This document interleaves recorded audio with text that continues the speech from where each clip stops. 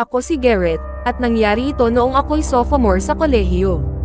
Dahil hindi ako nakakuha ng dorm matapos ang unang taon ko, napilitan akong humanap ng matutuluyan sa labas ng campus. Sa huli, natira ako sa isang co-op, bahagi ng isang 3 bahay na komunidad na medyo malayo sa eskwelahan. Hindi ito perpekto, pero mura, at wala naman akong gaanong pagpipilian. Buti na lang, may bisikleta ako kaya hindi ko gaanong alintana ang dagdag na biyahe. Karamihan sa mga nakatira doon ay kapwa ko estudyante, pero may ilan ding hindi.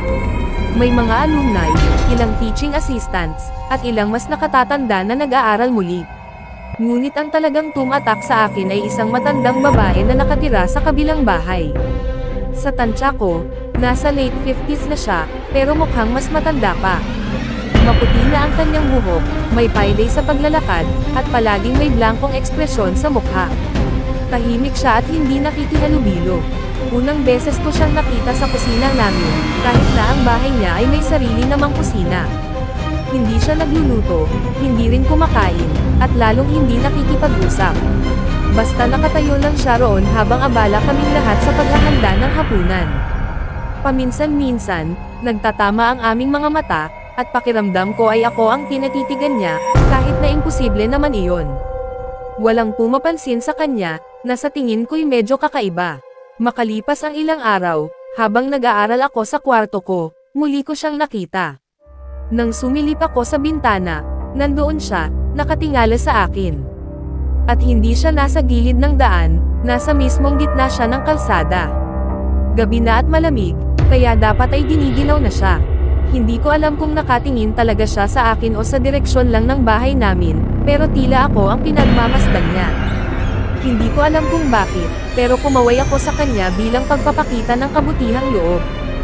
Ngunit imbes na kumaway pabalik, bigla siyang tumalon-talon na parang tuwang-tuwa, tapos tumakbo papunta sa bahay niya. Bigla akong kinabahan.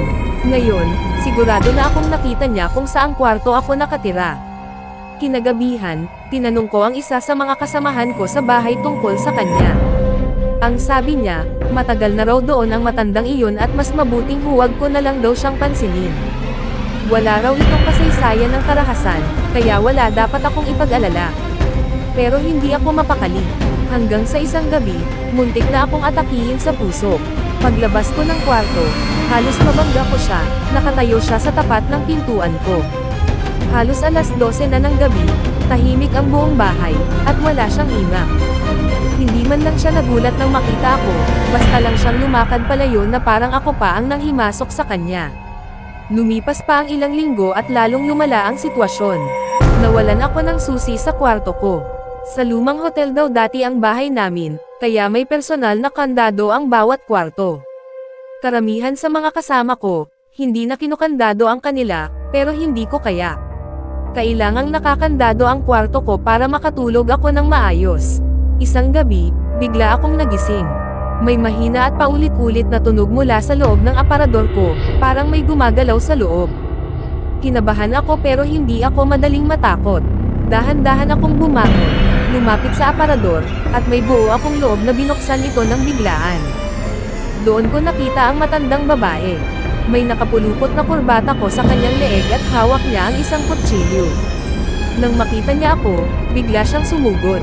Napasigaw ako sa takot, pero nagawa kong mapigilan siya. Kahit mahina siya, pilit siyang nagpumiglas. Sa kabutihang palad, narinig ako ng mga kasama ko, at tumulong sila upang mapigil siya. Dumating ang mga pulis at inaresto siya. Doon nalaman namin ang katotohanan. Siya pala ay kapatid ng property manager, na hinayaang tumira roon kahit na may malubha siyang sakit sa pag-iisip.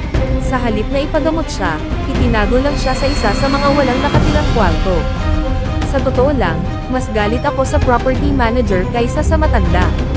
Dapat noon pa lang ay nabigyan na siya ng tamang tulong. Hindi ko makakalimutan ang nangyari, lalo na't muntik na akong mapatay noong gabing iyon. Kung nagustuhan nyo ang kwentong ito at gusto nyo pang makarinig ng iba pang nakakakilabot na kwento, huwag kalimutang mag-subscribe sa Kwento at Iba Pa. I-like at i-share nyo na rin ito para mas marami pang makapakinig ng mga ganitong kwento. Maraming salamat sa inyong suporta, at lagi kayong mag-iingat.